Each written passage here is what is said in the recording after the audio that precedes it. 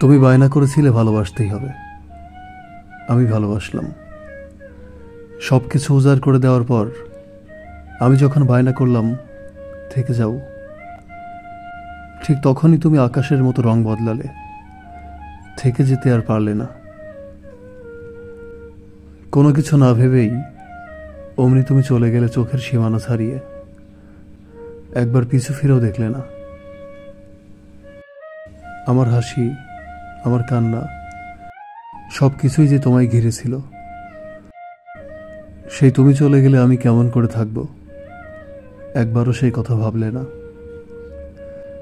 যে তুমি বলেছিলে জীবনে কখনো যদি ঝড় আসে আমাকে কখনো একা ফেলে যেও না, সেই তুমি কেমন করে পারলে আজ আমায় ছেড়ে যেতে? একটুও কি মন কাঁদেনি তোমার? যে তুমি আমায় হাসতে বায়না করতে, জড়িয়ে ধরতে বায়না করতে, সেই তুমিই আজ কেমন করে তোমার হাত ধরে রাখার অধিকারটাও কেড়ে নিলে। আমার চোখের জলও আজও তোমার চোখে পড়ল না।